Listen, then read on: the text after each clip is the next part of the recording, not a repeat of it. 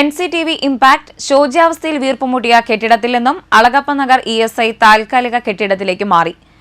ആമ്പല്ലൂരിൽ community ഹാളിന് എതിർവശം canal റോഡിൽ ബിബീസ് ബിൽഡിംഗിലാണ് ESIയുടെ പ്രവർത്തനം ആരംഭിച്ചിരിക്കുന്നത്. തകർച്ചയിലായ കെട്ടിടത്തിൽ ESI പ്രവർത്തിക്കുന്നത് വലിയൊരു അപകട ഭീഷണിയായിരുന്നു. ഇത് സംബന്ധിച്ച് NCTV നിരന്തരം വാർത്ത നൽകിയിരുന്നു. പൊതുപ്രവർത്തകനായ KK ചന്ദ്രനും മുഖ്യമന്ത്രിക്കും ജില്ലാ കളക്ടർക്കും ഇൻഷുറൻസ് സർവീസസ് ഡയറക്ടർക്കും പരാതി നൽകിയിരുന്നു.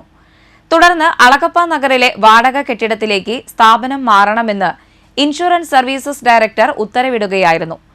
നാളുകളായുള്ള ആവശ്യത്തിനാണ് ഇപ്പോൾ താൽക്കാലികമായി പരിഹാരമുണ്ടായിരിക്കുന്നത്. താൽക്കാലിക കെട്ടിടത്തിൽ MLA സന്ദർശനം നടത്തി സ്ഥിതിഗതികൾ വിലയിരുത്തി. അളഗപ്പ നഗർ ഗ്രാമപഞ്ചായത്ത് പ്രസിഡന്റ് K രാജേശ്വരിയും സന്ദർശനം നടത്തിയിരുന്നു. ESIക്ക് പുതിയ കെട്ടിടത്തിന് വേണ്ട നടപടികൾ സ്വീകരിക്കാമെന്ന് MLA ഉറപ്പു നൽകിയതായി പൊതുപ്രവർത്തകൻ KK ചന്ദ്രൻ പറഞ്ഞു. ESI ഡിസ്പെൻസറി വളരെയധികം കെട്ടിടത്തിന്റെ മുകൾ ഭാഗം തകർച്ചയിലായിരുന്നു. തകർന്ന് പൊട്ടി വീണുകൊണ്ടിരിക്കുകയാണ് ഇപ്പോഴും.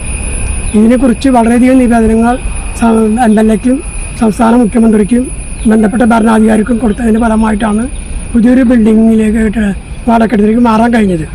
ഇതിന് എല്ലാ സഹായം ചെയ്യുന്ന MLA